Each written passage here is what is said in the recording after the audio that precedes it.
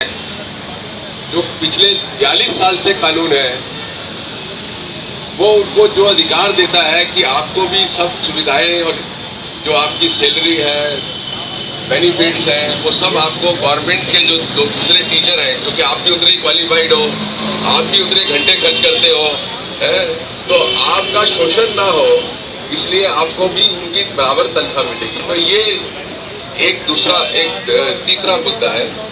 और अभी एक चौथा और जुड़ गया है इसके अंदर, वो ये है कि जो हमारे जो राइट टू एजुकेशन का कानून है जो 2009 में आया, उसमें ये था कि 8वीं तक के बच्चों को फेल नहीं करेंगे। और उसके पीछे बहुत बड़ा विचार था, क्योंकि हमेशा हम लोग अखबार में पढ़ते थे और सरकार भी बोलती थी, कानून तो सरकार लाई है ना, तो सरकार भी बोलती थी कि भाई ये इस तरीके से बच्चे तनाव में रहते हैं और कई बार तो वो आत्महत्या भी कर लेते हैं। तो इन चीजों को खत्म करने के लिए और वो बच्चे वो हैं जिनको अगर आप प्यार से और तरीके से पढ़ाएंगे तो उनका एक पूरा का पूरा चरित्र जो है वो एक डेवलप होगा। उस विचार से वो प्रोविजन लाया गया।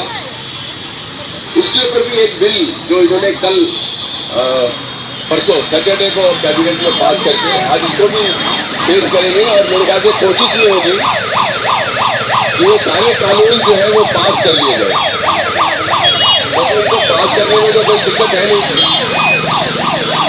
अगर हम नर्सरी एडमिशन की बात करते हैं तो जहाँ तक नर्सरी एडमिशन के क्राइटेरिया जो उन्होंने डाला है वो ठीक है, वो बहुत जरूरत थी और उसका हम स्वागत भी करते हैं।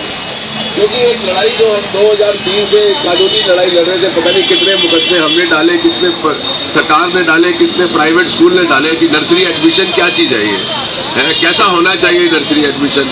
एक 3 साल के बच्चे को आप इंटरव्यू लेते हो, उसका रिटन टेस्ट लेते हो, उसके माता पिता का टेस्ट लेते हो, ये सब है क्या? स्कूल वाले बोलते थे हम देखते हैं कि हमारी जो फिलॉसफी है उससे वो मैच करता है नहीं करता, ये देखते हैं। तो मैं अक्सर कहता था आपकी क्या फिलॉसफी है, पैसे के अलावा क्या फिलॉसफी है? जो भी आपके पैसे को मैच करता है वो आपकी फिलॉसफी के साथ चलता है। तो ये लड़ाई 2003 से शुरू हुई, सुप्रीम कोर्ट कितनी बार सुप्रीम कोर्ट गई, हाई कोर्ट में रही और अभी भी हाई कोर्ट और सुप्रीम कोर्ट में भी फंसी हुई है। लेकिन उसका एक रास्ता ये निकलना था कि राइट टू एजुकेशन एक्ट के अंदर जो 2009 था उसके अंदर लिखा गया कि नर्सरी एडमिशन के अंदर किसी भी 2 बच्चों के बीच में किसी भी आधार पर भेदभाव नहीं होगा, किसी भी आधार पर। और ड्रॉप लॉटरी से जो है एडमिशन होगी, ये लिखा गया। तो आपको मैं ये भी बता देना चाहता हूँ कि ये जो नर्सरी का एडमिशन होता है ये एक बहुत बड़ा मतलब एक पॉइंट है जहाँ पर बहुत ही गैर कानूनी पैसा डोनेशन के नाम से लिया जाता है ये। और मैं आपको कह सकता हूं कि दिल्ली में ऐसे स्कूल हैं जो 3 लाख से लेकर 3 लाख से लेकर 15 लाख रुपए एक बच्चे के एडमिशन के लेते हैं। और वो सब इलीगल है, इलीगल तरीके से लेते हैं और अंडर टेबल लेते हैं। तो आप समझ सकते हैं कि एक स्कूल 3 करोड़, अगर 100 एडमिशन की एवरेज वो करता है एक स्कूल, तो 3 करोड़ से लेके 15 करोड़ रुपया वो सिर्फ नर्सरी एडमिशन के अंदर बना लेता है। और ये सबको पता है, पूरे देश के जितने भी लोग हैं, चाहे सरकार में हैं चाहे और लोग हैं, सबको पता है, कुल्लम कुल्ला है। और शायद कोई सरकार का आदमी भी उसमें फंसता होगा तो उसको भी देने पड़ते हैं पैसे। लेकिन उसके बावजूद भी जब हम करप्शन की बात करते हैं कि करप्शन की बात करते हैं, तो इतना बड़ा करप्शन जो सालों से और कुल्लम कुल्ला हो रहा है, कभी भी किसी भी सरकार ने कोई कदम उनके खिलाफ नहीं उठाया। पेरेंट्स लड़ रहे हैं, आम आदमी लड़ रहा है, बच्चे भी कभी कभी लड़ते हैं इस बात को लेकर। तो 2009 के कानून ने एक तरीके से उसके ऊपर भी एक हमला किया कि गैर कानूनी जो डोनेशन है वो लेना नहीं, मतलब उसको अवॉइड कर सकते हैं। क्योंकि जब आप लॉटरी में निकालेंगे और लॉटरी में अगर मेरे बच्चे का नाम आ गया तो मैं क्यों दूंगा आपको पैसे, किस दबाव में दूंगा आपको? तो बहुत बड़ा नुकसान इनको होने वाला था इससे। तो 2009 का जो कानून आया उसमें लिख दिया उन्होंने कि लॉटरी से होगा। ये हम लोग बात कर रहे हैं 75% जो 25% हमारे इकोनॉमिकली वीकर सेक्शन है उनकी तो लॉटरी चली रही है, उससे कोई प्रॉब्लम नहीं है। ये जो पैसा देने वाले, फीस देने वाले पेरेंट है, हम लोग उसकी बात कर रहे हैं। तो 2009 का जब कानून आया उसके बावजूद भी सरकारों ने कोशिश करी कि एल्यूमिनाई का कंडीशन रख दो, एल्यूमिनाई को प्रेफरेंस होगा, सिबलिंग को प्रेफरेंस होगा। अगर माँ बाप को जो है कोई उसकी ऊंची पढ़ाई है माँ बाप की तो उसके बच्चे को भी प्रेफरेंस होगा। अगर वो उसके कोई स्कूल किसी और भी स्कूल में पढ़ता होगा स्कूल वाले मैनेजमेंट के तो उसको भी बेनिफिट होगा। तो दुनिया भर का चक्कर चला के इन्होंने मतलब यही कहा कि जो है पैसा किस तरीके से कमाया जाए, लेकिन इन्होंने फिर रास्ता निकाल लिया। जब रास्ता निकाला तो हमने फिर बदलने में चैलेंज किया हाईकोर्ट ने। आप कैसे कर सकते, आपका राइट टू एजुकेशन आ गया है, पॉइंट सिस्टम चलेगा नहीं, हम तो ड्रॉप लॉट है।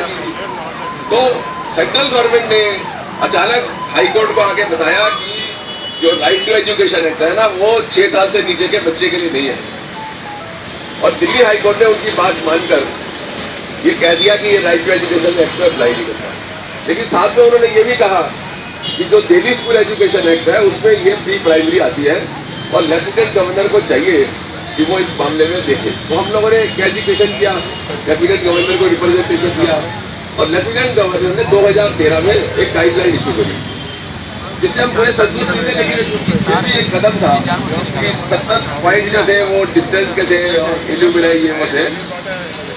उसको हाईकोर्ट में चैलेंज किया स्कूल वालों ने और हाईकोर्ट ने ये कहा कि भाई ये तो आपके पास पावर ही नहीं है इस तरीके का निकालने। तो जब से हाईकोर्ट ने कहा, जबकि वो कुछ मामला अपील में है, तब से हमने सरकार के ऊपर एक दबाव बनाने की कोशिश करी और समझाने की कोशिश करी कि आप अपने कानून के अंदर इसको बदल ले आओ। मतलब जो राइट टू एजुकेशन एक्ट के जो कानून है उसको नीचे तक ले आओ और उस कानून को ऑलरेडी सुप्रीम कोर्ट ने अपेंड कर रखा है कि भाई ऐसा कर सकते हो। तो फिर ये केस जो है ना खत्म हो जाएगा। और इस पर हमारी जब केजरीवाल साहब से बात हुई और हमने उनको ये समझाया तो उन्होंने कहा हाँ बिल्कुल ठीक है। और मुझे लगता है लगभग जो ये मुद्दा है कि टर्सरी एजुकेशन वाला ये उन्होंने ठीक किया है। लेकिन इसमें एक थोड़ा सा कमी है कि उन्होंने उसमें जुर्माने का प्रोविजन कर दिया कि स्कूल के ऊपर जुर्माना। अब देखने में तो बड़ा अच्छा लगता है, अच्छा स्कूल के ऊपर जुर्माना होगा, लेकिन कोई आदमी ये सोच सकता है कि वो जुर्माना आएगा कहाँ से। तो आप जब स्कूल पे कोई जुर्माना लगाओगे तो वो तो पेरेंट पे डाल देगा, तो सजा किसको होगी? पेरेंट को। तो हमने जो इनको सजेस्ट किया था, हमने कहा था सिर्फ और सिर्फ जेल भेजो इनको, क्योंकि कोई भी पैसा इनके ऊपर अगर लगाओगे तो वो पेरेंट की जेब में से निकल जाएगा। तो एक मुद्दा ये था। तो इससे फिर भी हम बाय लार्ज जो है ना हम इसके सहमत, एक कदम है ये। लेकिन एक जो बहुत ही भयंकर काम हुए हैं बाकी 3, इसमें से पहला हम अगर लेते हैं कि जो हमारी टीचर्स या दूसरे जो एम्प्लॉइज ये जो अधिकार थे उनके ऊपर सीधा सीधा हमला इन लोगों ने किया। एक्चुअल में बात यह है कि जब जून और जुलाई में मेरी 3 राउंड मीटिंग होगा सिसोदिया और केजरीवाल के साथ इकट्ठे, तो सिसोदिया बार बार कह रहा था कि ये सेक्शन 10 बीच में आ रहा है, सेक्शन 10 बीच में आ रहा है। तो मैंने कहा भाई आप तो गवर्नमेंट हो, गवर्नमेंट का काम क्या होता है? गवर्नमेंट का काम होता है कानून को लागू करना, और जो कानून नहीं लागू करता उसके खिलाफ एक्शन करो। तो सेक्शन 10 को इम्प्लीमेंट करना ये आपकी ड्यूटी है। और दूसरा ये कि ये जो कानून है ये शोषण को रोकता है। ये वही ठीक था। ये कानून जो है शोषण को रोकता है। और क्यों रोकता है कि एक क्वालिफाइड टीचर जो पूरी मेहनत से करती है, और हम कहने की जरूरत नहीं है कि सरकारी जो टीचर जितना टाइम देता है उससे कहीं ज्यादा वो काम करती है, और उसको जो तनख्वाह